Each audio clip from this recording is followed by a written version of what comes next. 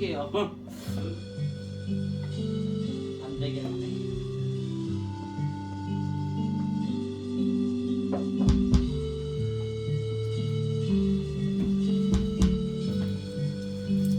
사모님, 다음 주 12월 1일 날 하시는 거. 근데 그 사유도 그 부분대로만 바꿔서 할게요.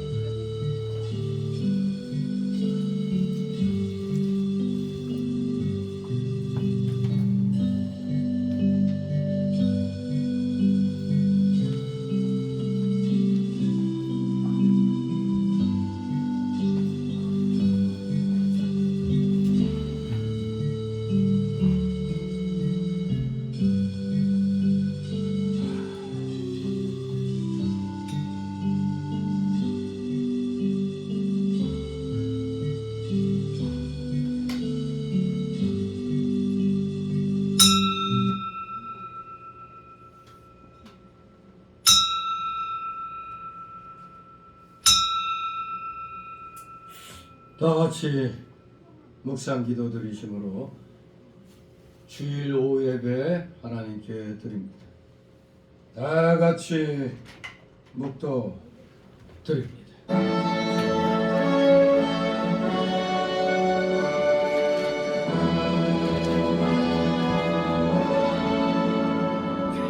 성부 성자와 성령 찬송과 영광 돌려보내세 내처럼 지금까지 또 영원 무궁토록 성삼위 내 영광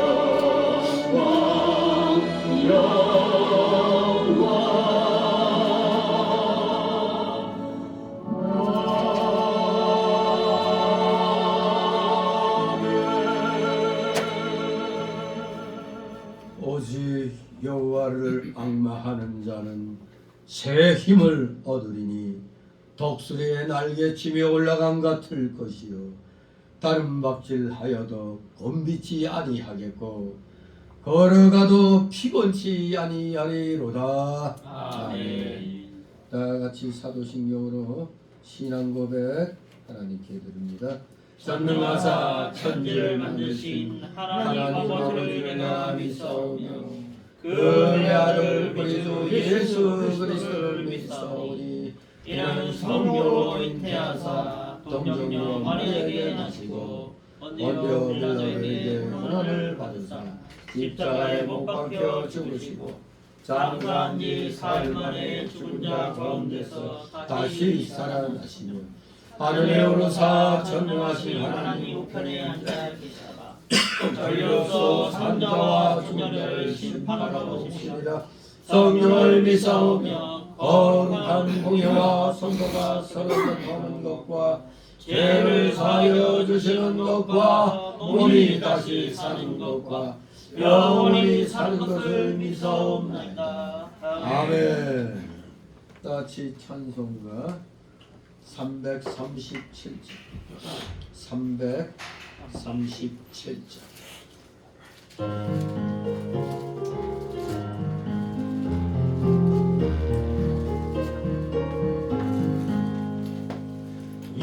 인내하시고 세주여 내 발들으서 세이노라 하시네 날 부르소서 주여 주여 내 말 들으소 세이노라 하시네 날 부르소서 자비하신 보좌 앞에 꿇어엎드려 자복하고 회개하니 믿음 주소서 주여 주여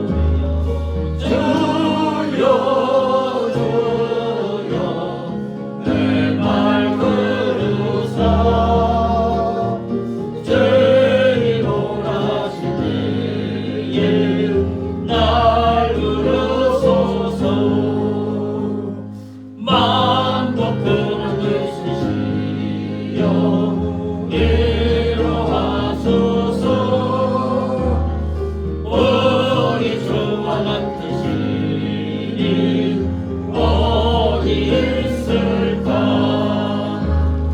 주여 주여 내 말 들으사 죄인오라 하신 때에 날 부르소서.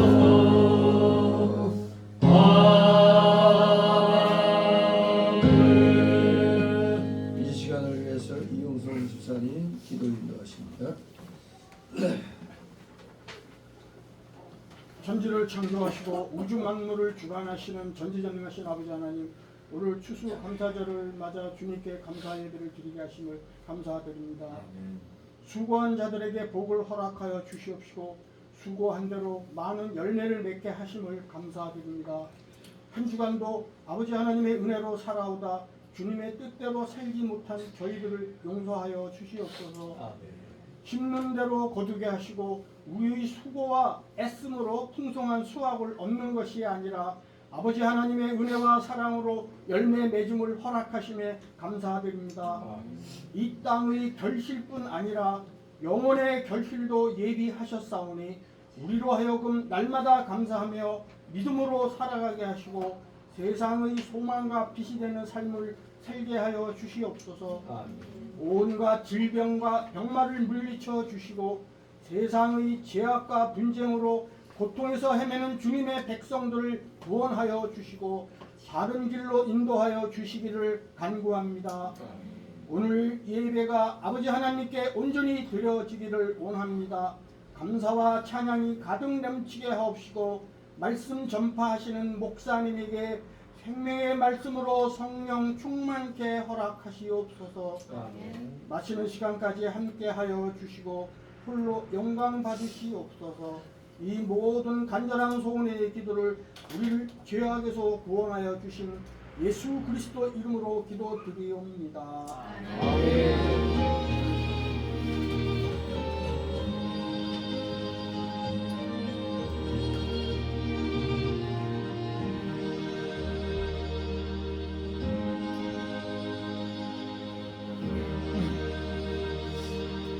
네, 감사합니다. 이 시간 함께 은혜 나눌 말씀은 구약성경 역대상 21장 7절에서 17절까지의 말씀을 보도록 합니다.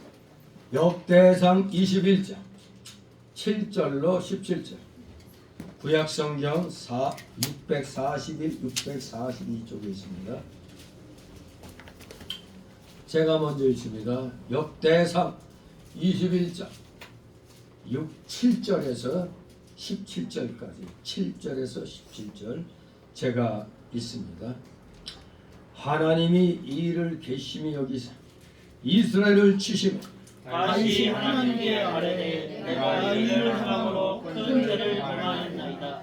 이제 간구하옵나니 종의 죄를 사하여 주옵소서. 내가 다시 미련하게 행하였나이다 아니라. 여호와께서 다윗의 선견자 가세에게 이르시되 가서 다윗에게 말하여 이르기를 여호와의 말씀이 내가 네게 세 가지를 보이니 그 중에서 하나를 택하라. 내가 그것을 네게 하리라 하셨다 하라. 다시 다윗에게 나아가 고하되 여호와의 말씀이 너는 마음대로 택하라. 혹 3년 지근일지 혹 네가 석 달을 대적에 하여 대적의 칼에 쏟기를 일지 혹 여호와의 칼을 곧 오늘의 설 동안 이 땅에 뛰어나며 여호와의 사자가 이스라엘 온 지경을 멸할 일이 하셨나니 내가 무슨 말로 나를 보내시는지 대답할 것을 결정하게 하소서. 다윗이 가세에게 이르되 내가 공경에 있도다. 여호와께서는 긍휼이심이 크시니 내가 그의 손에 빠지고 사람의 손에 빠지지 않기를 원하나이다. 이에 여호와께서 이스라엘 백성에게 온영을 내리시매 이스라엘 백성의 죽은 자가 7만이었다. 하나님이 예루살렘을 멸하려 사자를 보내셨더니 사자가 멸하려 할 때 여호와께서 보시고 이 재앙 내림을 뉘우치사 멸하는 사자에게 이르시되 적하다.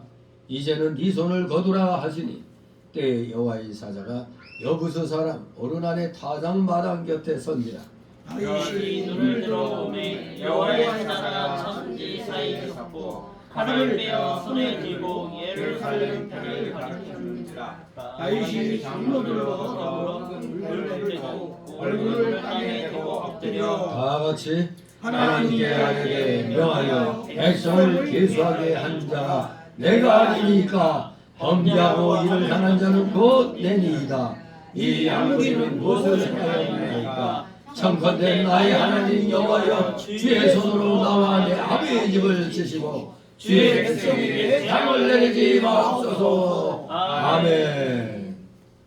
예, 지금 함께 읽은 이 말씀을 통해서 진정한 지도자는 백성을, 즉 오늘로 말하면 국민을 내 몸보다 더 귀히 여길 줄 알아야 진정한 지도자인 것을 보게 되죠.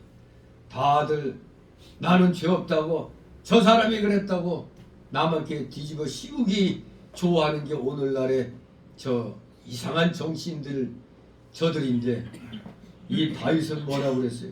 내가 죄인입니다 그랬어요. 내가. 그러니 나와 내 아비 집을 치라고 그랬습니다. 죄 없는 백성 치지 말라고. 바로 이 정신이 오늘날 우리 리더들에게 필요한 정신이라 믿습니다. 오늘 왜 이런 공경을 다시 취하게 됐는가는 오늘 제목대로 인구조사 때문에 그랬습니다. 아니, 인구조사하는 것도 당연한 거 아니에요? 이 다윗의 인구조사, 두 번째 인구조사인데, 첫 번째는 하나님 뜻 가운데 있지만 두 번째 인구조사는 인간의 욕심에 의해서 한 겁니다. 이 21장 전체의 내용을 한마디로 요약하면 교만으로 인한 범죄에 대한 하나님의 징계입니다. 교만으로 인한 범죄에 대한 하나님의 징계. 지금 다윗은 아주 승리에 도취되어 있습니다. 20장에 보면 암몬 족속을 쳐부수는 전가를 세웁니다. 저 이스라엘을 능욕하기 때문에 이들을 갖다 그냥 모조리 다 제거하는 그런 승리를 얻게 되는데, 바로 이렇게 승리에 도취한 이 다윗이 사단의 유혹에 넘어가 마침내 범죄하게 되고, 또 그로 인한 엄청난 징계를 당한 그 후에, 엄청난 징계를 당한 연후에 새로이 하나님과 더불어 관계를 회복해가는 그 과정이 이 21장에 기록되어 있습니다. 이 역대상 기자는 다윗 개인의 그 윤리적인 범죄, 이 다윗이 지은 윤리적인 범죄에 대해서는 가급적 묵과하는 입장을 취했어요. 이 역대상 기자. 어떤 윤리적 범죄를 전에 범했죠? 자기 부하 우리아의 그 아내를 범했잖아요.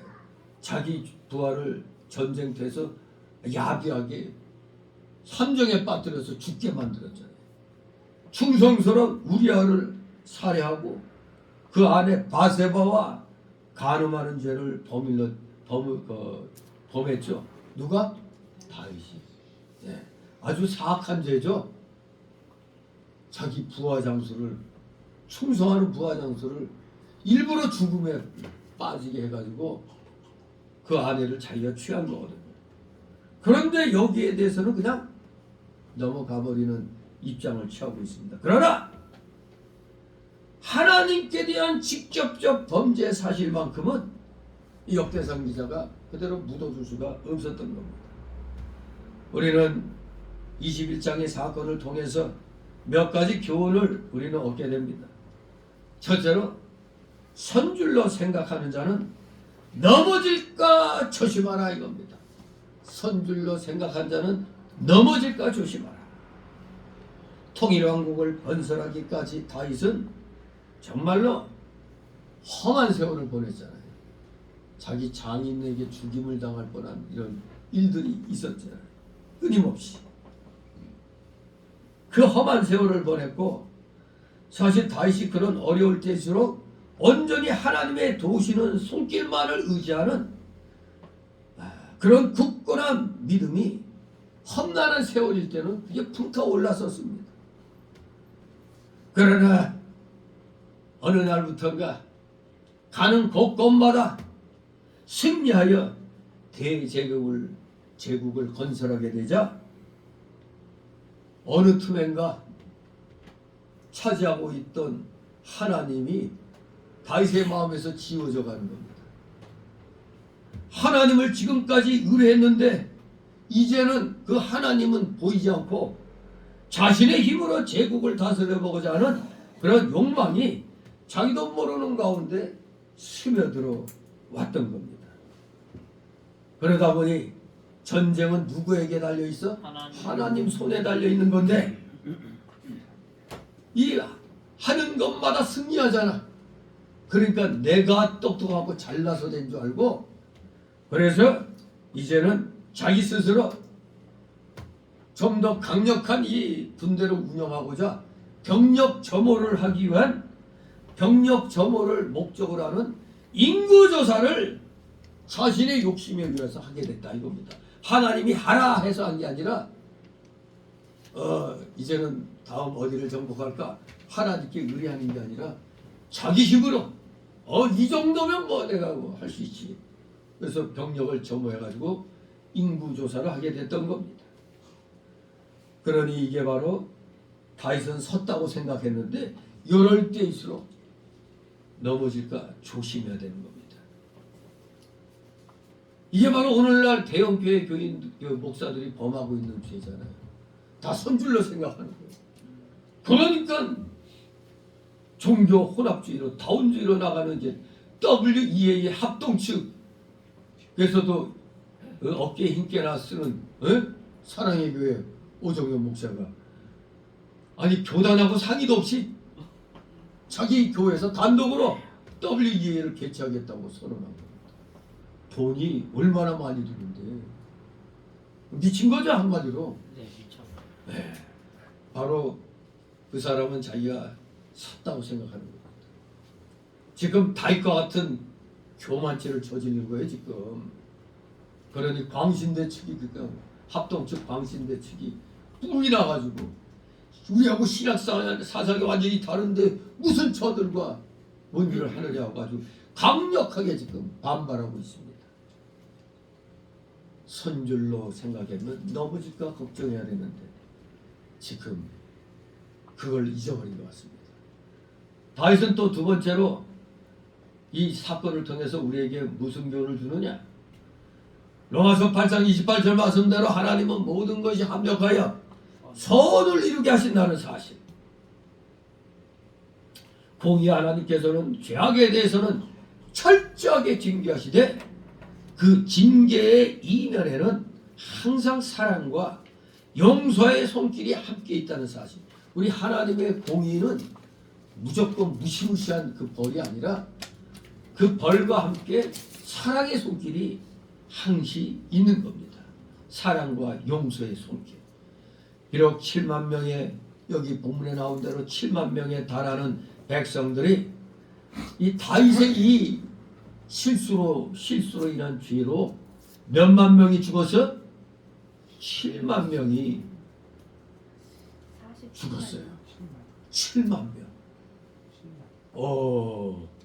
쉽게 말해서 저기 이재명이 방탄을 위해서 나온 저 사람들 1만 몇천 명인데 뭐 20만이 어쩌니 뻥치겠잖아. 거기에 나온 인구들 거의 6배 이상이 죽은 거야. 여러분 화면으로 보면은 꽤 많아 보이죠? 거기에 곱하기 7 하면 그런 어마무시한 사람이 죽었다 이겁니다. 누구 때문에? 왕 때문에. 다윗 왕 때문에. 하지만 이 참혹한 사건을 통해서 다윗은 자신의 교만과 어리석음을 회개하고 전 이스라엘의 목자로서의 소임을 새로이 회복할 수 있었던 것이 되는 겁니다. 좀 비싼 대가죠. 백성이 7만 명 죽었다니. 더구나 옛날에 이게 언제적 얘기요 이거? 빛이 975년경이에요. 그러니까 지금으로부터 2900, 그러니까 거의 3000년 전에, 지금부터 3000년 전에 7만 명이 떼죽음 당했어요.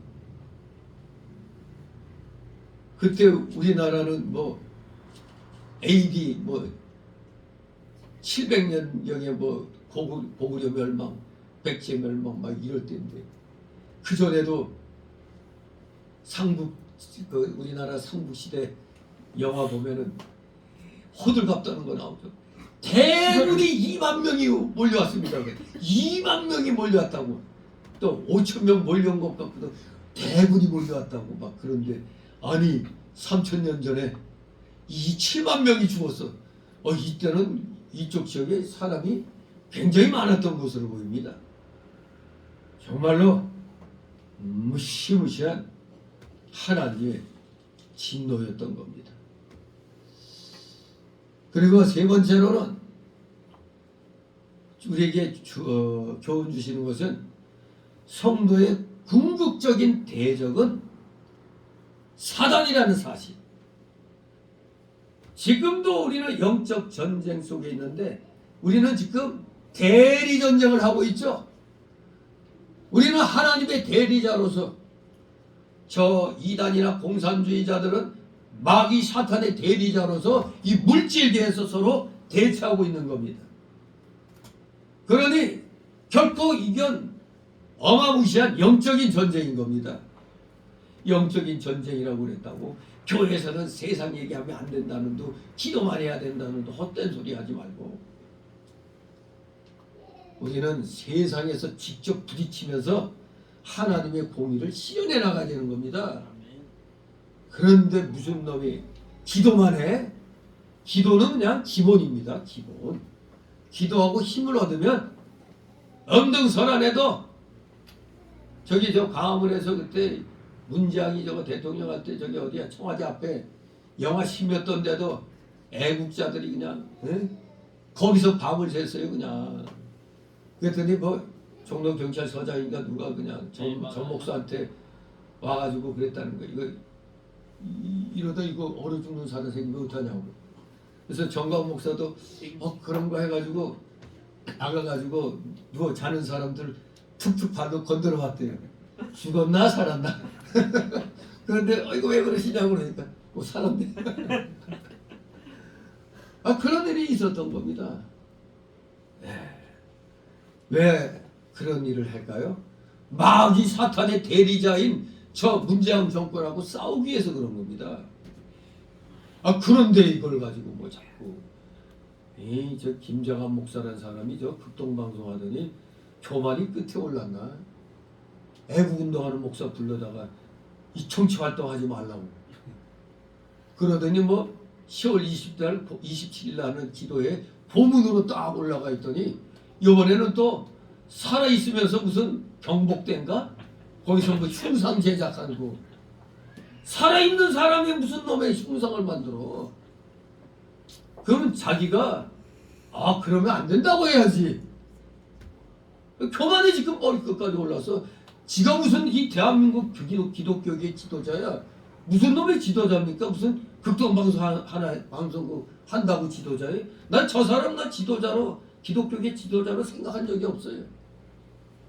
나라가 어려울 때 극동방송에서 뭐 한마디 경고 말씀했어요? 없어요. 경고 메시지 한번 안 한 방송이야. 근데 무슨 지가 무슨 지도자야? 나이 들면 지도자야? 나이 값을 해야 지도자지.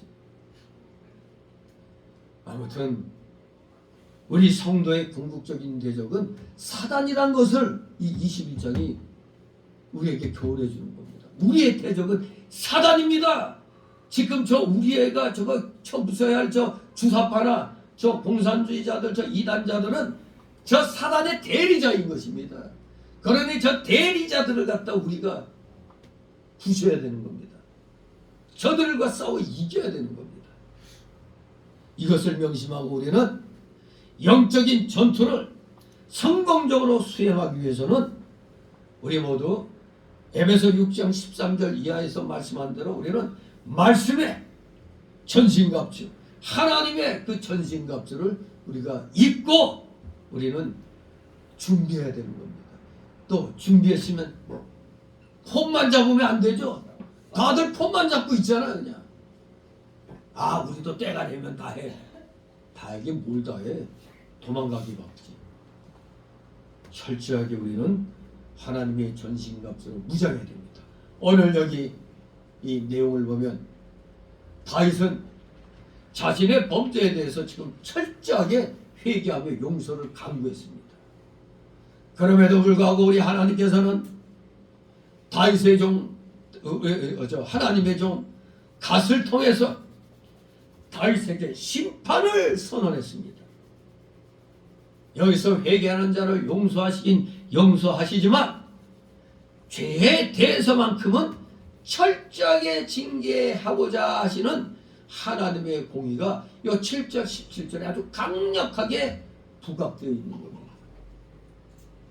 회개하면 용서를 해줘 그 사람. 그러나 그가 지은 죄에 대해서만은 그 대가를 치르게 하신다 이겁니다. 그러니까 우리가 죄를 지면 상처는 남는 겁니다. 상처는 남아요. 그래서 오늘 제목은 다윗의 인구조사지만 오늘 이 내용에 의한 제목은 오 이스라엘이 받은 징벌과 다윗의 회개기도입니다. 온 이스라엘이 받은 징벌과 다윗의 회개기도. 오늘 우리가 성찬 예식할 때 그래도 혹시 몰라서 잠깐 회개기도 하면서 임했죠. 그저 나는 죄인입니다 하면은 죽을 때까지 성찬 예식 참석 못해요. 그렇기 때문에 회개하고 참여해야 되는 겁니다. 왜 그렇게 엄하게 하느냐 하면은 고린도 교회에서 실질적으로 그 당시 바울 사도 때 성찬 예식 때 그냥 별 생각 없이 그냥 참여하다가 병 걸려 죽은 사람이 있고 또 돌아가서 죽은 사람이 있고 그래서요. 그렇기 때문에 철저하게 자신을 돌아보고 회개하고서 이제 참여하라는 말이 그래서 나오는 겁니다. 지금은 은혜의 시대이기 때문에 웬만하면 하나님께서 회개하면 다 용서해 주세요. 그러나 건성으로 하면 안 된다 이겁니다. 여기 다윗은 선지자 갓의 책망을 겸허하게 받아들였습니다. 오늘날로 말하면 대통령은 목회자의 책망을 받아들여야 되죠. 그걸 보면 참 트럼프 대통령 참 겸손한 것 같아. 우리가 언뜻 봤을 땐 저도 옛날에 미국 프로레슬링 할 때 그때 트럼프가 그때는 일반인으로서 그냥 그 레슬러들한테 하고 딱 나와가지고 느닷없이 이 마이크로 레슬러 그냥 때리고 막 그냥 하다가 그냥 얻어 터져갖고 쫓겨나고 하는 이제 그런 역을 했단 말이에요. 이제 쇼처럼 이제 재밌게 하려고 그랬단 말이에요. 근데 이 양반이 이 대통령 후보로 나와서는 목사들에게 둘러싸여가지고 그 자리에서 다 무릎 꿇고 이 안수 받고 이것은 하나님이 하셨다. 이 미국을 이제 미국의 기독교가 다시 돌아오고 있다. 이러면서 강력한 하나님의 통치에 의한 그 미국을 지금 부르짖고 있는 겁니다. 세상에 그 전까지는 크리스마스 추리도 못해요. 우리는 그래도 우리 기독교계가 뭐 저 시청 앞이나 뭐 크리스마스 추리하면 방해하는 사람 없잖아요. 네, 없죠. 근데 미국에서는 난리 나는 거예요. 그것도 못하겠단 말이에요. 심지어 공립학교에서 그냥 채플도 없앴잖아요. 누가? 케네디가. 근데 케네디가 다 비참하게 죽었죠. 그게 그냥 일어난 일일까요? 그냥 일어났다면 케네디 혼자 죽으면 됐지 왜 나중에 그 자식들까지도 다 그냥 암살당하고 또 비행기 사고로 죽고 뭐 이런 일이 일어납니까? 그건 그냥 넘어갈 수가 없는 거예요. 그게 우연히 한번 그 사람만 암살당하면 된 건데 계속 그 케네디가의 닥친 불행은 이거는 진짜 생각하지 않을 수가 없는 겁니다. 아무튼 우리 세상에서도 높은 위치에 있을수록 하나님의 사람을 가까이 해야 되는 거예요. 가까이. 그러니 그냥 지금 미국 기독교계가 축제에 축제. 80% 이상이 트럼프를 찍었. 4년 전에도 그랬어요. 근데 저 부정선거로 그 이번에 부정선거 그 무슨 투표기 있죠, 그거. 네. 계산기가 전반 그거 조사한다고 그러잖아요. 이제 지금 아직 1월 달부터 이제 시작이 되니까 아직은 아니죠. 하여간에 그 내각 진영을 보면 하나같이 지금 살 떨리는 사람들이야. 다. 아무튼 우리 하나님 앞에 바로 서기 위해서는 우리나라 대통령도 올바른 목사가 얘기하는 걸 겸손하게 받아들여야 돼요. 애국운동할 때는 콧배도 안 보이던 사람이 뭐 할 때는 지가 가서 다 영광을 받더라고. 정가훈 목사는 그렇게 피땀 흘려 그렇게 애국운동해도 초청하는 데가 없어. 왜? 대통령 주변에 있는 인간들이 다 귀주의자들이기 때문에 저 극우 세력 저거 한마디로 극우 세력이라는 거야. 10월 27일 날도 광화문 세력은 극우 세력이라고 같이 하면 안 된다고 날라리 그냥 완전히 그냥 뭐 방방됐다고 그래 저것들이. 아무튼 참 남이 다 닦아놓은 데 스리슬쩍 밥숟가락 얹어놓고 자기가 마치 무슨 대단한 목회자이냐 그러고 있어요. 지금 보면은 대통령하고 한 자리 같이 하고 하는 것들 보면 다 진짜 나라가 어려울 때 입 다물고 있던 자들이 다. 그러면 성경대로요. 진짜 하나님 말씀대로 산 사람들은 별로 인기가 없어. 그걸 보면 참 정가훈 목사 참 인간적으로 보면 불쌍하고 억울해. 한마디로 뭐 뻑하면 트집 잡아서 뭐 그냥 빤스 목사니 하나님 죽었어 하고 뭐 그냥 너 죽었어 하는 식으로 뭐 완전히 그냥 어떻게 그냥 그것만 툭 띄워가지고 완전히 목사를 파렴치한 목사로 만들고 있죠. 정말로 우리 진정한 지도자라면은 올바른 목회자를 볼 줄 알아야 돼. 근데 보니까 윤 대통령도 주변에 가려져 있어. 올바르게 그 말을 전하는 사람이 없어. 정말로 지금 저렇게 맥없는 국힘당 보면은 대통령이 나와야지. 저당 탈당해야지. 그래갖고 새로운 당 하나 만들든가 자유 통일당하고 해가지고 그냥 강력한 그런 나라를 세워가야지. 저 무슨 기회주의자들 그리고 저 완전히 반역자들로 득실되는 저놈의 국회 저거. 우리 국민들은 세금 안 내면은 그냥 딱지 붙이고 오는데 저것들은 그냥 역적질하면서도 배 두들기면서 먹고 있잖아요. 저것들. 정말로 분노가 일어납니다. 정말로 지도자들은 목회자의 말을 올바른 목회자의 말을 겸손하게 받아들여야 돼. 누구같이? 다윗과 같이. 그래서 다윗은 17절에 보면 자신의 죄로 인한 백성들의 고통에 눈물로 호소합니다. 내 죄입니다. 나의 죄입니다. 나에게로 돌리라고. 그리하여 마침내 하나님의 긍휼하심을 체험하게 되었던 것입니다. 7절 8절 있습니다.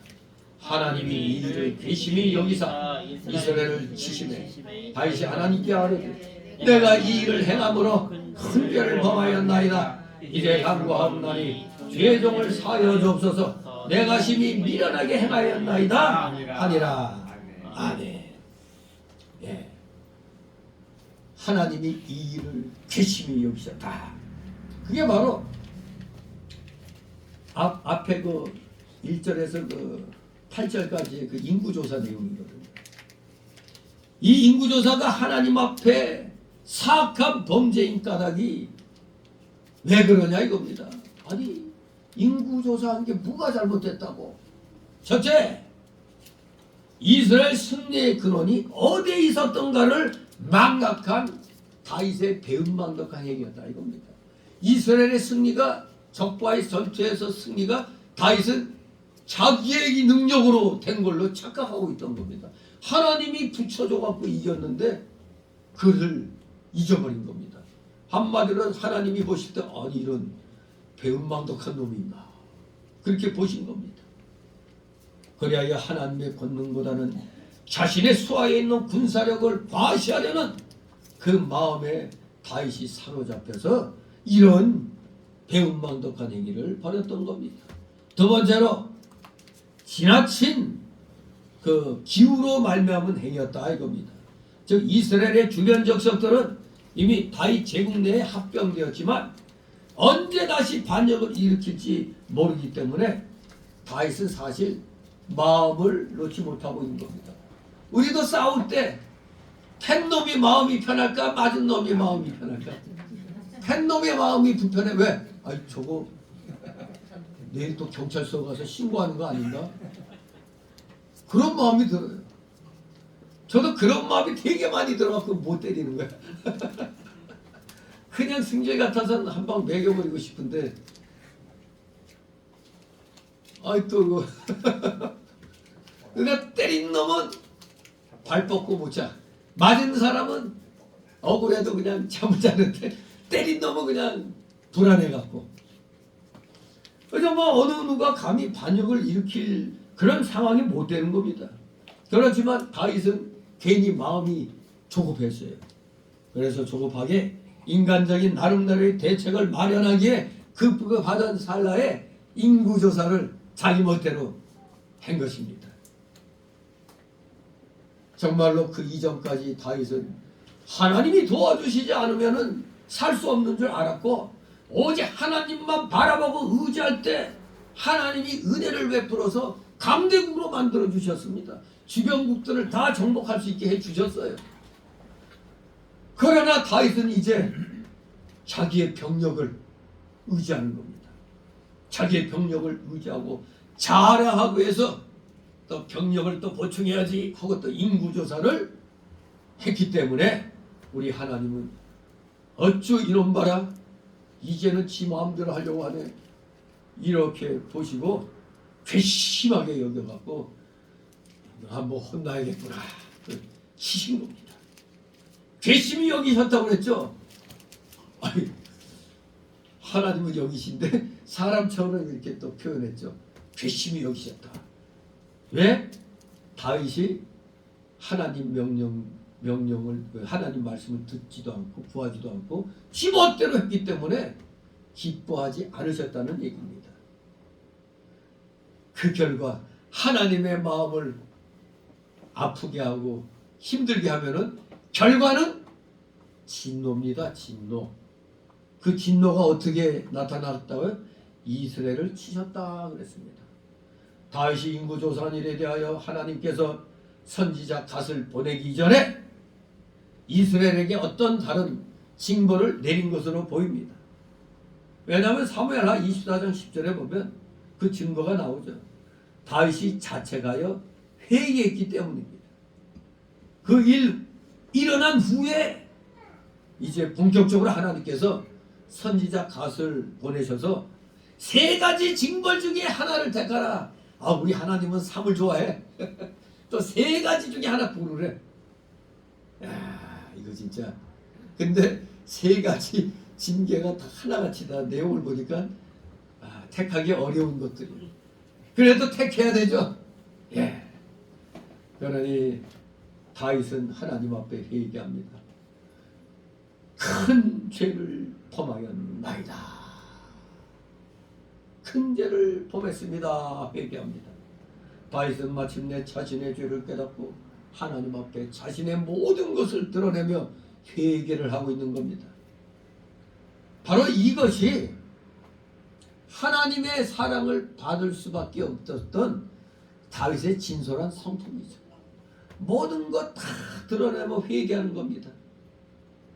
심지어 어떤 분은 어렸을 때 어머니 젖꼭지 깨물은 것까지도 그걸 회개했다고 그래요. 회개할 거 찾다 보니까 그게 생각났던 모양이죠.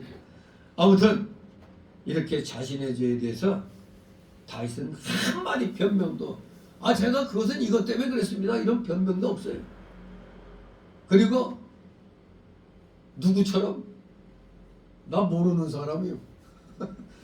다윗에게 그냥 책임을 전가하는 것도 없이 오직 다윗은 스스로 책임을 지려는 자세입니다. 이게 지도자의 자세입니다. 어떤 일이 일어나면 내가 부족해서 그렇습니다. 이렇게 나가야 되는데 난 그렇게 하지 말라고 그랬는데 저게 했어요. 저 사람이 했어요. 뭐 이런 식으로. 좀 찐맹이 저는 봐요. 주변에 저런과 얽혀갖고 몇 사람이 죽었어? 6명? 7명? 8? 하여간 더 죽었어. 하여간 그 김문기 씨 아내도 그랬다잖아요. 죽기 일주일 전인가 남편이 아주 심사한 말을 했다는 거예요. 잘못하면 우리 가족에게도 해가 돌아올 수 있다고. 그런 말을 했다는 거예요. 이거는 뭔가 이게 좀 상당한 심각한 그런 거 아닙니까? 이미 자칫하면 내가 죽겠구나 하는 걸 느낀 겁니다. 또 거기에서 빠져나온 그 누구죠? 유동규? 누구야 찐맹이 옆에 있다가 심지어 그때는 찐맹이 말이라면 죽는 신용까지 했을 때라고 그러잖아요. 그래서 너 뭐라도 처먹고 병원에 입원하라고 그랬더니 뭐 아무거나 먹었는데도 별로 이 탈이 안 나서 쓰레기를 먹었대잖아요. 그랬더니 그때 쬐고 배가 아파갖고 병원에 갔다는 거 아닙니까? 그게. 그 유동규가 마침내 돌아서 가지고 이제는 저 악과 싸우는 전사가 됐잖아요. 참, 그 자기도 그래. 내가 자기가 그때 왜 그렇게 그 인간에게 그렇게 자기가 그냥 빠져가지고 그랬는지 모르겠다고 그러잖아요. 정말로 진정한 지도자는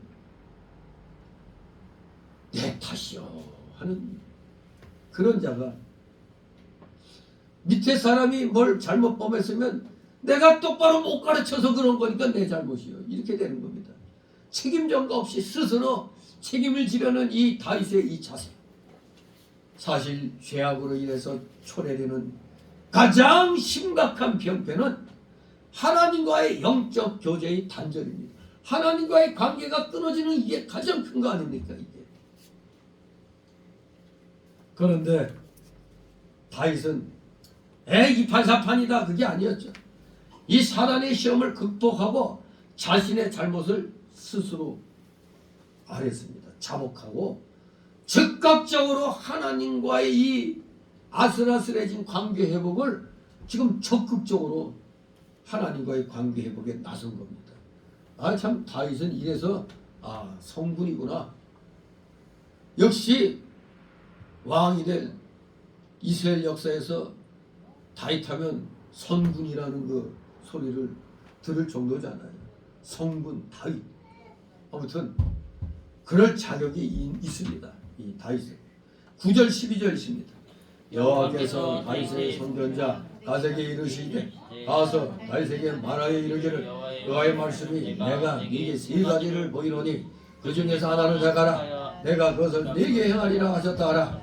다시 다윗에게 나아가 고하되 여호와의 말씀이 너는 마음대로 택하라. 혹 3년 기근일지 혹 네가 석 달을 대적에게 파하여 대적의 칼에 쫓길 일일지 여호와의 칼 온역이 사흘 동안 이 땅에 유행하며 여호와의 사자가 이스라엘 온 지경을 멸할 일일지 하셨나니 내가 무슨 말로 나를 보내신 이에게 대답할 것을 결정하소서. 아멘. 다윗의 선견자 갓을 보냈다고 했습니다. 이 참 권력의 정점에 있는 사람을 책망한다는 게 쉬운 일은 아닙니다.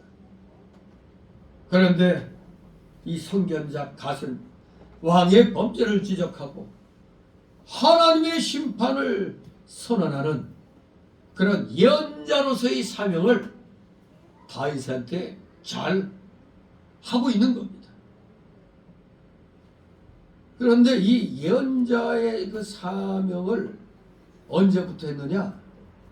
이 성경 기록에 보면은 예언자의 본격적인 그 활약은 분열 왕국 시대부터 남유다 북이스라엘로 갈라지는 분열 왕국 시대부터 활발하게 전개됩니다. 그러므로 이 선견자 갓의 활동은 사실상 재정일치 사회에 가까웠던 다윗 왕국에서 서서히 역할 분담이 진행되고 있음을 보여주는 겁니다.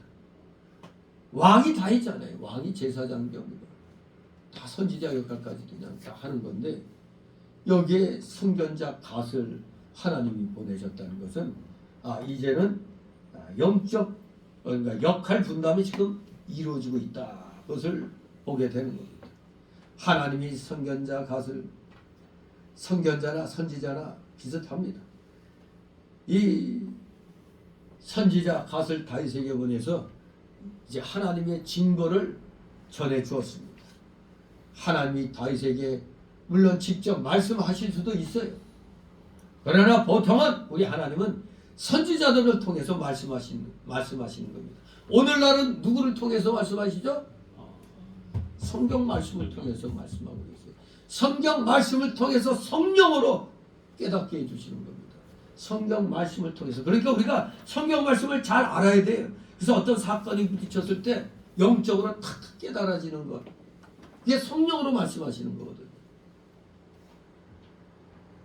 이 성경이 완성되기 전까지는 직접 이렇게 하나님이 선지자, 왕, 제사장 이렇게 분담해가지고 전하게 했던 거거든요. 우리 하나님은 이 당시 아직 이 다윗 시대 때 보면은 아직은 직접 말씀하시기보다는 선지자들을 통해 가지고 말씀을 전해 주셨어요. 그렇기 때문에 선지자의 말은 하나님의 말씀인 줄 알고 잘 받아야 되는 겁니다. 지금 광화문의 그 정가훈 목사가 이제 자꾸 이제 선지자, 난 선지자란 말을 하는데 이게 이제 정선 보수 신학에서는 또 그걸 갖고 시비 걸 수가 있죠. 지금은 선지자, 왕, 제사장이 이렇게 분리되어 있는 시대가 아니고 목회자가 선지자 역할도 하고 왕의 역할도 하고 그리고 제사장 역할도 하는데 유독 그 양반이 이제 선지자 그 직을 굉장히 강조하는 이유는 지금 때가 심히 악하기 때문에 지금은 왕과 제사장 직분보다는 이 위기를 알릴 수 있는 그 선지자적인 그 사명, 그 선지자의 사명이 보다도 시대에 더 강력하게 지금 필요할 때거든요, 지금. 그래서 목회자들은 지금은 그만큼 왕과 제사장 노릇 잘해왔잖아요, 지금까지. 근데 우리나라 목회자들이 가장 취약한 게 선지자 역을 못했잖아요. 그냥 눈치만 슬슬 보고 교회에선 그런 얘기하는 거 아니야. 그럼 어떻게 선지자 역을 하는 거예요? 세상이 잘못되면 그걸 갖다 선포해야 될 거 아니에요. 아예 대한민국 교회에서는 목회자의 그 역할 중에 선지자 역을 싹 빼버리는 거예요. 그러니 거기에서 저 정가훈 목사님도 특화됐다고 봐야 돼요. 시대적인 사명에 대해서 누구보다도 더 빨리 강력하게 깨달았기 때문에 자꾸 나는 선지자다 이런 얘기를 하는 게 그런 의미에서 받아들이는 거죠. 근데 그 양반이 조직신학적으로도 잘 아는데 그걸 몰라서 그런 말을 하지는 않는데 그래도 그 양반은 좀 은사주의적인 걸 그러니까 그쪽 관련된 사람은 좀 은사주의적인 거예요. 그래서 합동중 목사나 이런 목사들은 좀 그런 게 부딪히지만 애국운동 하는데 뭐 그런 거 그냥 넘어갈 수 있으니까 그런 건 그렇게 삼지 않아요. 대신 지금은 선지자적인 그 역할을 할 때가 가장 강할 때이기 때문에 그렇게 한다 이렇게 그냥 보고 넘어가는 겁니다. 이렇게 선지자의 말은 바로 하나님의 말씀인 겁니다. 성경 말씀에 어긋나지 않는 겁니다. 성령의 감동으로 깨달은 것을 목사들이 전해야 되는 겁니다. 즉 선지자 역을 해야 된다 이겁니다. 그 선지자 역은 이사야서에서 세 글자로 또 뭐라고 얘기했죠? 선지자 역할은 파수꾼이라고. 파수꾼! 오늘날로 말하면 경비병, 초병, GP에 있는 초병 역할을 하는 겁니다. 지금 목사들은 지금 저 초병 역할을 잘해야 돼요. 파수꾼 역할. 여기 등장하는 선지자 가시 전한 하나님의 말씀은 아무리 피하려고 해도 피할 수 없는 세 가지 재앙이었습니다. 세 가지 재앙 중에 하나를 택해야 되는데 뭘 택하든 재앙입니다. 재앙. 첫째는 3년의 기근. 아휴, 1년도 힘든데 3년. 두 번째는 석 달 동안 대적의 칼에 쫓기는 거예요. 전쟁에 의해서 그냥 대적에게 쫓겨다니는 겁니다. 마치 6.25 때 석 달 만에 낙동강까지 밀린 것 같이 밀리고 예? 이렇게 석 달 동안 대적의 칼에 쫓김을 받아야 돼요. 이 쫓길 때 얼마나 사람들이 초조합니까? 세 번째 어떤 죄야? 사흘 동안 이스라엘 땅에 온역을 당하. 전염병이 3일 동안 그냥 창궐하는 겁니다. 사무엘하 24장 13절에 왕의 땅에 7년 기근이 있을 것이니까 하라고 했습니다. 여기서는 3년 기근인데 왜? 사무엘하 24장 13절에 7년 기근이라고 했을까? 근데 분명히 원본에는 7년으로 되어 있어요. 수많은 사본이 있지만 지금 우리 성경 이거 번역한 거는 그 사본 중에 비평본문 그럴 때 번역한 거란 말이에요.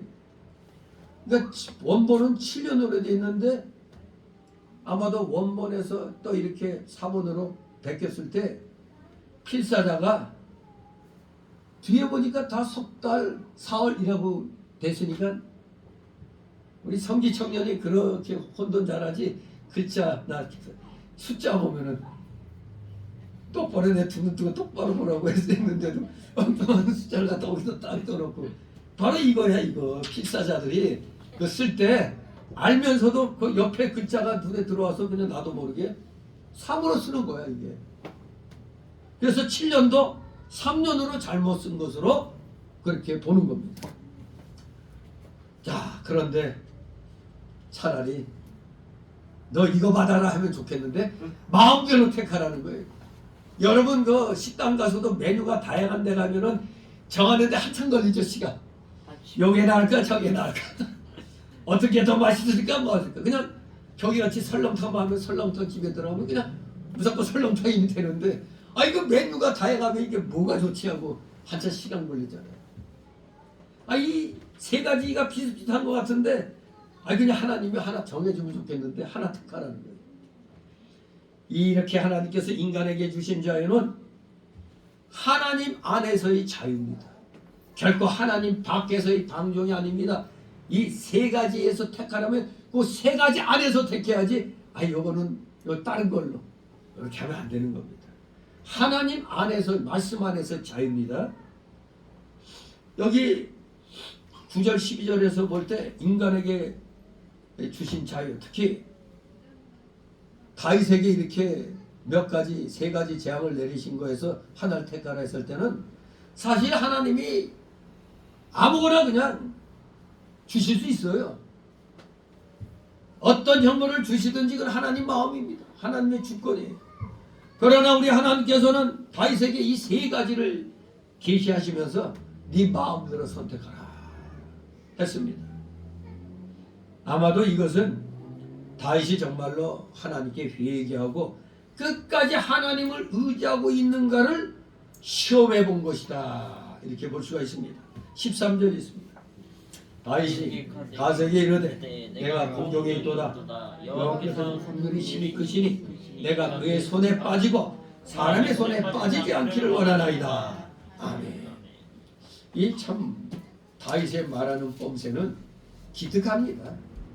다윗은 지금 이 13절의 말을 가만 보면 하나님의 무한하신 사랑과 자비를 굳게 믿고 있었던 것을 보입니다. 그렇기 때문에 이 세 가지 형벌 가운데 다 같은 징계지만 이 중에서도 하나님의 손에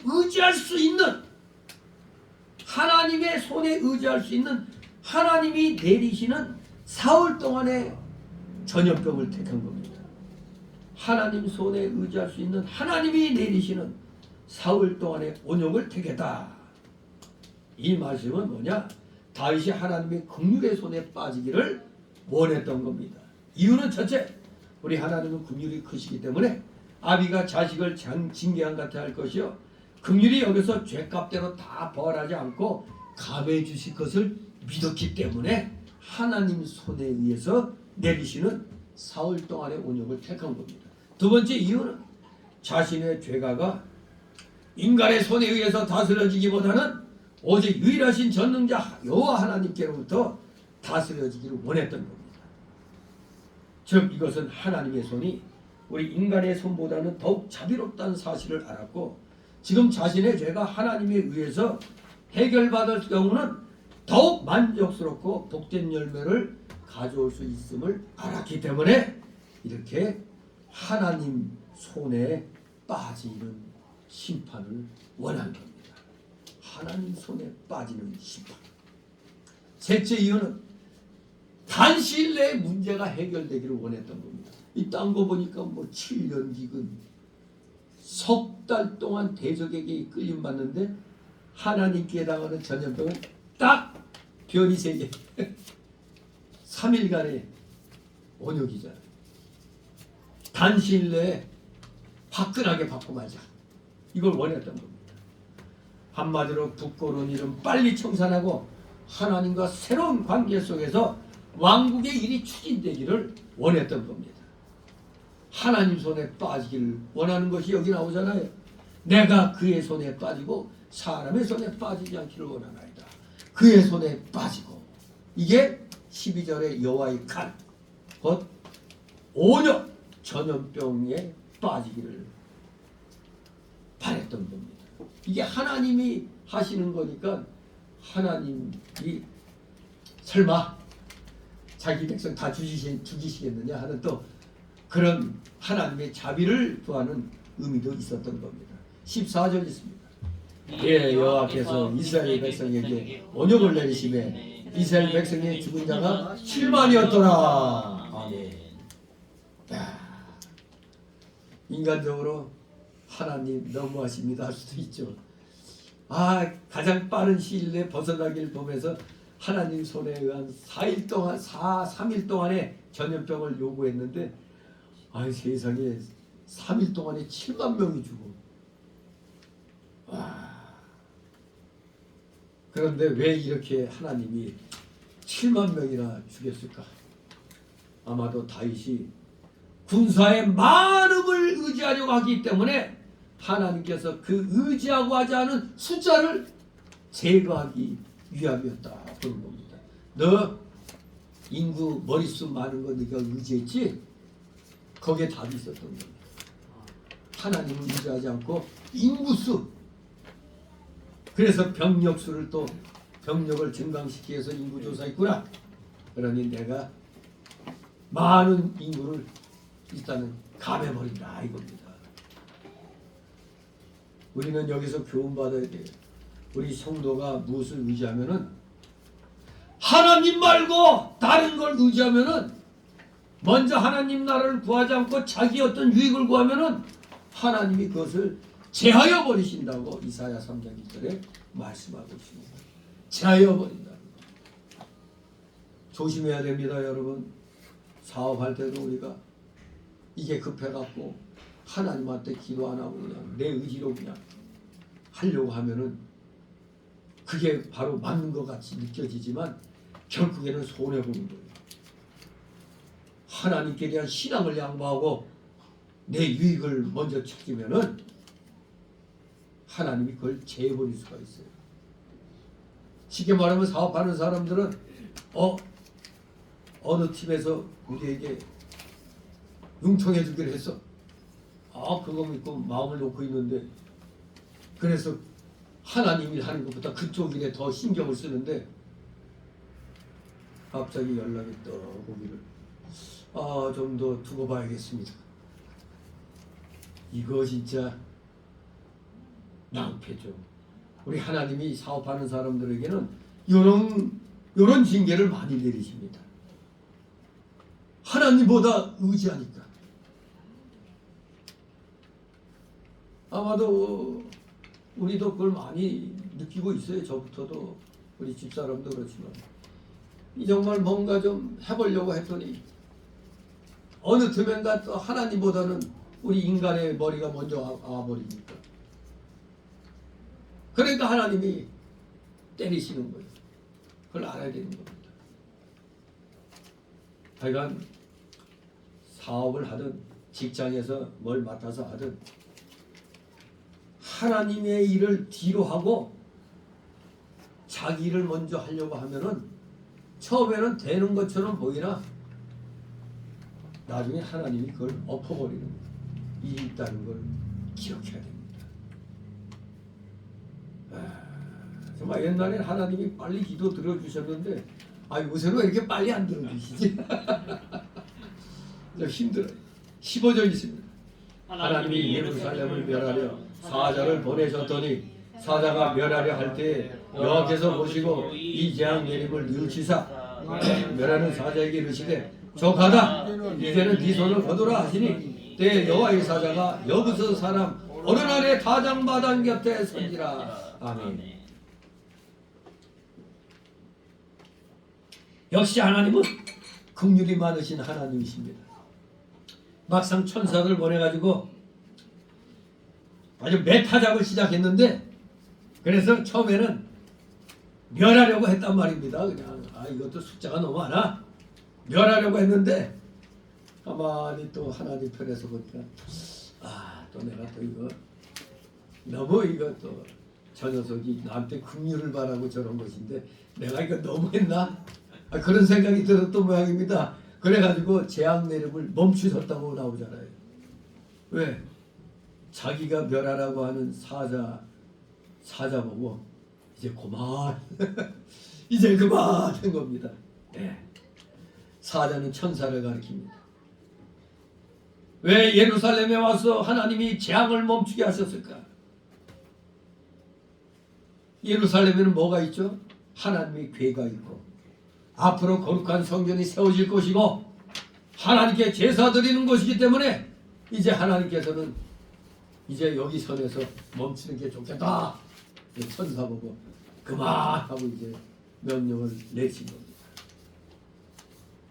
여기 여부수 사람 오르난의 타작마당 곁에 섰다고 그랬어요. 여호와의 사자가.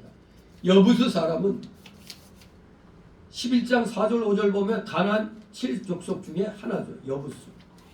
이 사람들이 예루살렘에 거주를 했던 겁니다. 근데 오르난의 타작마당, 오르난은 사무엘하 24장 16절 22절에는 아라우나라고 되어 있어요. 여기서는 오르난이라고 그랬는데 사무엘하 24장 16, 22절에는 아라우나라고 되어 있습니다. 그러니 이 오르난과 아라우나는 동일 인물이다. 우리 여러분도 이름 2개인 사람 있죠? 저도 이름이 2개예요. 어릴 때 이름하고 호적의 이름. 바로 오르난과 아라우나는 동일 인물인 것입니다. 그런데 우리가 여기서 주목해야 될 게 여호와의 사자가 여부서 사람 오르난의 타작마당 곁에 섰더라. 타작마당 곁. 요게 중요한 거죠. 뭐냐? 오르난의 타작마당은 바로 예루살렘 모리아산에 있는 겁니다. 모리아산. 모리아산 하면 어딘가 뭔가 생각나는 거 있죠? 창세기 22장에 아브라함의 아들 이삭. 이삭을 하나님께 제물로 드린 곳이 모리아산입니다. 그리고 역대하 3장 1절에 보면 바로 이곳에 뭐가 세워져? 예루살렘 성전이 건축이 되잖아요. 바로 이 모리아산. 여부수의 타작마당은 뭔가 이렇게 암시하는 게 있어요. 이삭을 믿음의 아들을 하나님께 제물로 드린 것. 또 앞으로 솔로몬이 예루살렘 성전을 건축할 것. 그 타작마당 곁에 딱 천사가 이제 그만하는 하나님의 명령에 따라 딱 거뒀더니 바로 거기가 오르난의 타작마당 곁이었다. 16절 17절 있습니다. 다윗이 눈을 들어 보매 여호와의 사자가 천진 사이에 섰고 칼을 빼어 손에 들고 예루살렘 편을 가리켰는지라. 다윗이 장군을 얻어 붉은 배를 입고 얼굴을 땅에 대고 엎드려 하나님께 아뢰되 명하여 백성을 계수하게 한 자가 내가 아니니까 범죄와 악을 행한 자는 권내니이다. 이 양무리는 무엇을 행하였나이까? 청컨대 나의 하나님 여호와여 주의 손으로 나와 내 아비의 집을 치시고 주의 백성에게 재앙을 내리지 마옵소서. 아멘. 예.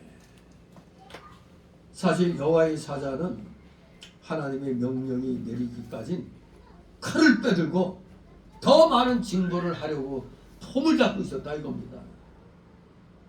이 여호와의 사자가 칼을 빼들고 천지 사이에 섰다는 건 하나님이 말리지 않으셨으면 더 많은 진노를 퍼부려고 했던 겁니다. 그러니 다윗이 그걸 보고 그냥 아니되옵니다 하고 외치는 겁니다. 굵은 베옷을 입고 엎드렸습니다. 굵은 베옷. 이것은 상징적인 의미가 있죠.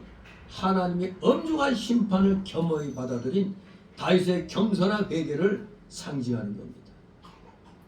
그 우리나라의 그 진짜 국정농단한 이 무슨 이멜다 말고 김멜다? 이게 손목에 참 팔찌가 2천만 원짜리고 이게 2억 원짜리고 그 필리핀 마르코스 대통령 부인이 이멜다잖아요. 이멜다.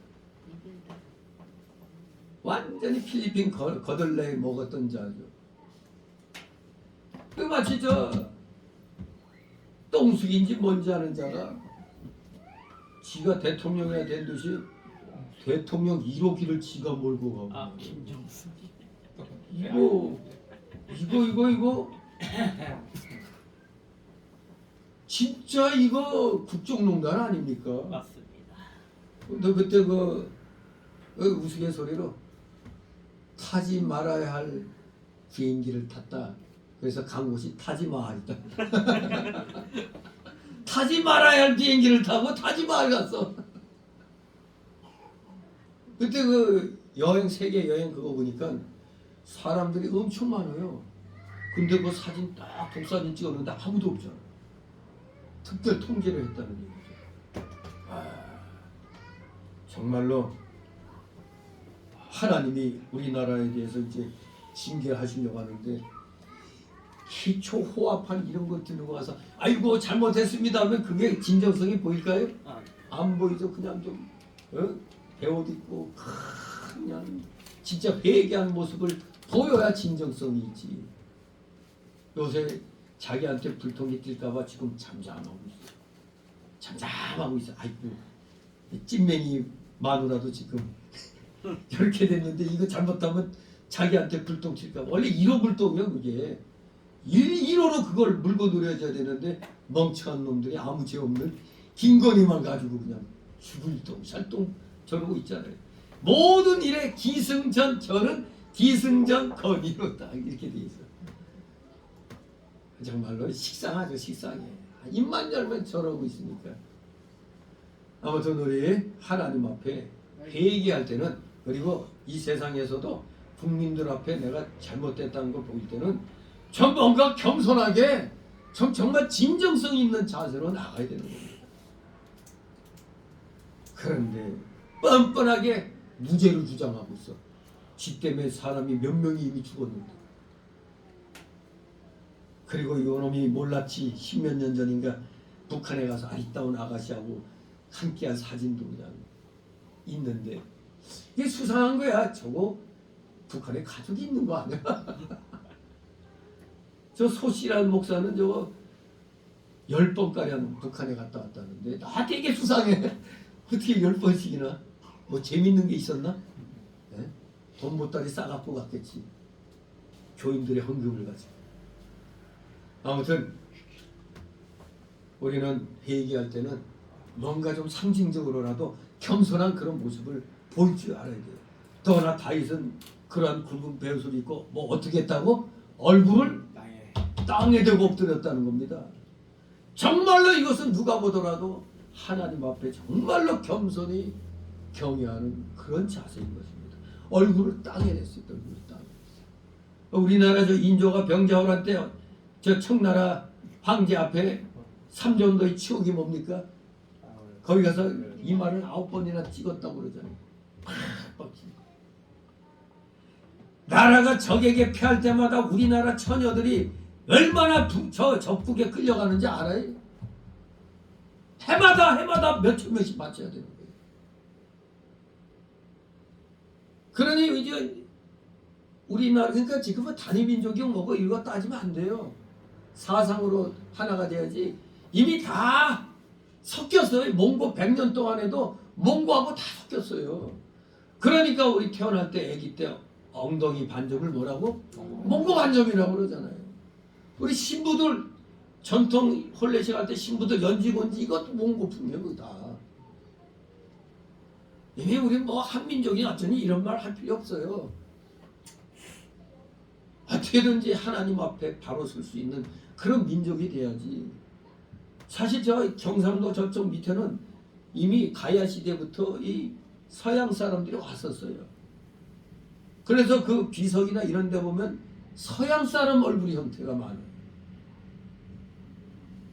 그리고 또 우리도 이렇게 보면은 탤런트나 누구 이렇게 TV에 나와서 보면 저 사람은 우리나라 사람 같지가 않은 그런 사람 있지. 꼭 얼굴 형태가 뭐 외국인 같은 그런 사람 있잖아요.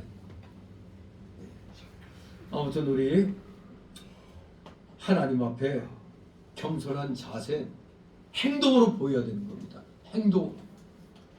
빛의 자녀들처럼 행하라고 그랬잖아요. 빛의 자녀들처럼 행하라. 몸을 움직여서 우리는 보여야 되는 겁니다. 내가 회개했으면 회개한 그 증거로서 겸손한 모습을 보여야 되는 겁니다. 근데 다윗은 왕이 돼가지고 주변국을 싹 정리한 대제국의 왕이 되면서도 하나님 앞에 그냥 겸비함으로 그냥 무릎 꿇고 얼굴까지 땅에 그냥 확 대는 이러한 이 자세를 취한 것입니다. 그 자세를 취한 이유가 뭡니까? 하나님의 징벌에 대해서 그 징벌의 책임은 백성들이 아니라 내가 나한테 돌려달라는 겁니다. 책임인 제가 있습니다. 그렇습니다. 진실로 참으로 회개하는 사람은 모든 책임은 다 자기가 지고 하나님께 회개하는 겁니다. 과연 여기 하나님의 징계를 받은 다윗은 자신의 죄를 회개할 뿐만 아니라 백성의 아픔을 자신의 아픔으로 여기고 있다 이겁니다. 이게 진정한 지도자상입니다. 자기가 책임질 줄 알고 백성의 아픔이 내 아픔으로 쇼만 하는 놈들은 악한 놈들이 너무 많아요. 지금 쇼. 쇼. 이거 진짜 마음이 참 우리 국민들 수준이 그것밖에 아직 안 된다는 얘기입니다. 어떻게 쇼하는 놈들에게 열광을 합니까? 정말로 이 다윗의 모습은 여호와의 손에 자신의 목숨을 내맡기고 십자가에 달리신 예수 그리스도의 모습을 연상시키는 장면이라 할 수 있습니다. 모든 죄를 다 자기에게 이 자신에게 재앙을 내려달라는 다윗의 강구는 요한복음 10장 11절에 나는 선한 목자라 선한 목자는 양들을 위하여 목숨을 버리거니와 라고 하신 예수 그리스도를 예표하는 그런 모양새입니다. 오늘날 우리 기독교인들도 특히 리더들은 직분을 맡은 자들은 항상 이 다윗과 같은 이런 겸손한 자세를 잊어서는 안 됩니다. 요걸 자꾸 잊어버리니까 한국의 기독교가 세상 사람들에게 손가락질 당하는 이유가 거기에 있는 겁니다. 오직하면 왜 중보고는 스님자 꼭 스님 그러고 신부 보고도 또 신부님 많이 그러는데 목사님 보고는 님자를 잘 안 붙여. 그래서 어떤 목사가 어디 뭐 명배 뭐 적으라고 해서 적는데 누구 그럼 우리 절 때 누구 목사라고 적는데 그 목사님은 누구 목사님이라고 딱 썼더라는 거예요. 자기가 쓰면서 그다 님자를 붙였다는 거예요. 그래서 이걸 보는 사람이 좀 마음이 좀 불편했다는 거야. 아니 자기가 님자 붙이네.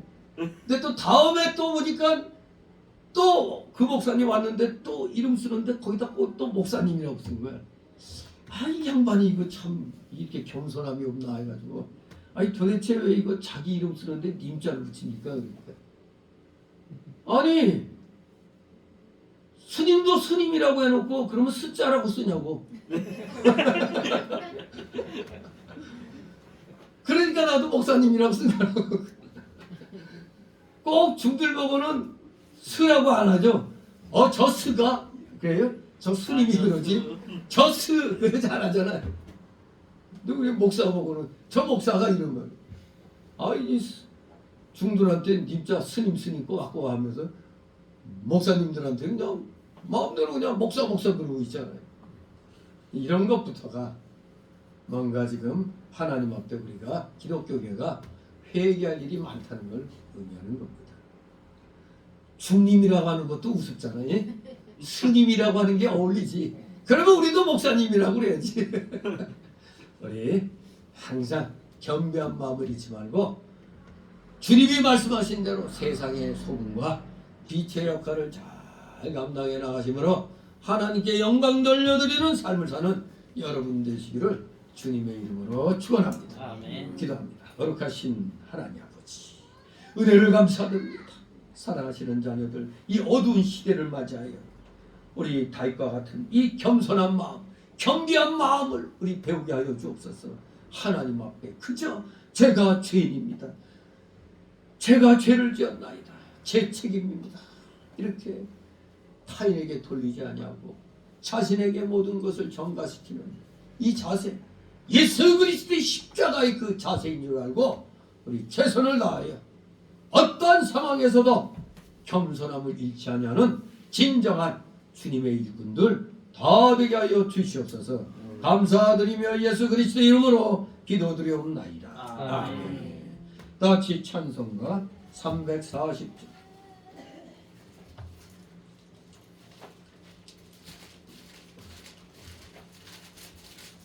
340절.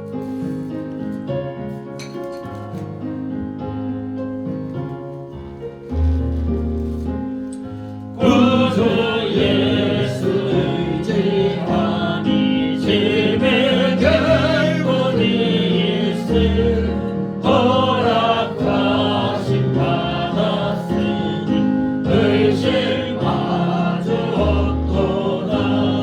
예수 믿는 것은 다들 정도 많도다. 예수 괴한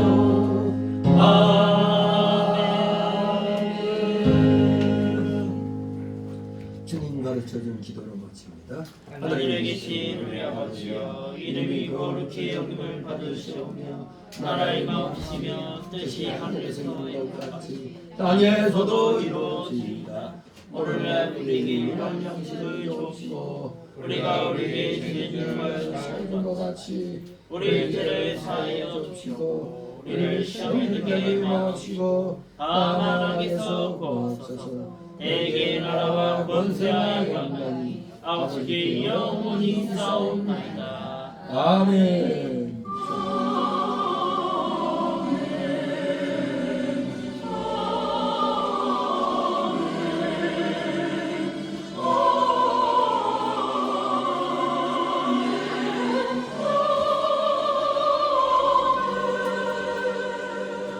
네, 광고 말씀드립니다. 오늘 주일학교는 오늘 이 오후 예배와 함께 하는 것으로 하고 정리되지 못한 것들 잘 정리하시기 바랍니다. 그리고 다음 주 월요일 날에는 11시에 신학교 그 경건에도 같이 대기총 그 기도회로 하기로 했으니까 시간 되시는 분들은 11시에 같이 참석해 주시면 감사하겠습니다. 자, 네? 25일 월요일. 다음 주 월요일 날 자, 수고를 했습니다. 수고하셨습니다. 자, 저거 봐야 되겠네. 응?